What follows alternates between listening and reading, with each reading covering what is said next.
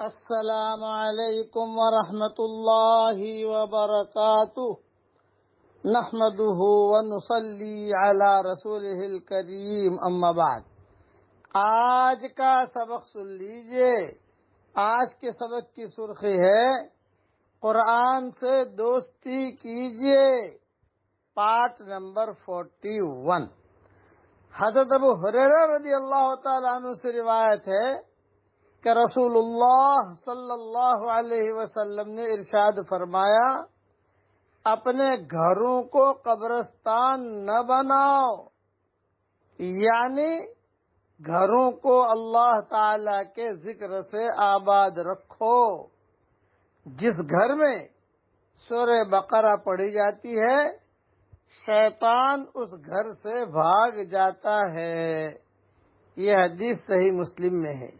ایک مرتبہ اور سن لیجئے، رسول اللہ صلی اللہ علیہ وسلم نے ارشاد فرمایا، اپنے گھروں کو قبرستان نہ بناؤ، یعنی گھروں کو اللہ تعالی کے ذکر سے آباد رکھو۔ جس گھر میں سورہ بقرہ پڑھی جاتی ہے شیطان اس گھر سے بھاگ جاتا ہے۔ مسلم شریف میں یہ حدیث ہے۔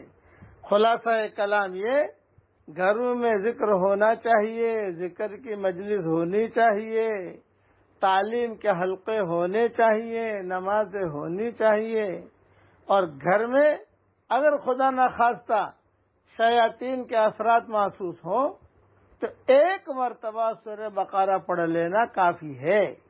یہ جو 40 مرتبہ پڑھواتے ہیں اس کی کوئی اصل حدیث میں نہیں ہے، یعنی نہ کسی سلف صالحین سے ثابت ہے کہ 40 مرتبہ پڑھو، 50 مرتبہ پڑھو، نہ ایک مرتبہ آدمی سورہ بقرہ پڑھ لے تو اس کی وجہ سے شیاطین بھاگ جاتے ہیں۔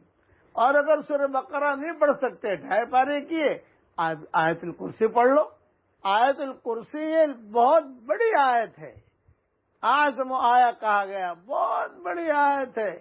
بس میں تو اپنی رائے دے سکتا ہوں آیت الکرسی کے متعلق، بھئی ہر فرض نماز کے بعد ایک مرتبہ پڑھ لو، مائیں بہنیں بیٹیاں بہوئیں بھائی، تو یہ شیطان آئے گا ہی نہیں اس کے پاس۔ لیکن پڑھے تو صحیح آدمی کو پڑھنے کی فرصت نہ ہو۔ اور سلف صالحین کا ایک معمول تھا جو میں رائے دینے والا تھا، وہ یہ کہ وہ روزانہ جو ہے تقریباً آیت الکرسی 15 مرتبہ 20 مرتبہ اپنا چلتے پھرتے اٹھتے بیٹھتے وہ پڑھا کرتے تھے وہ سلف صالحین۔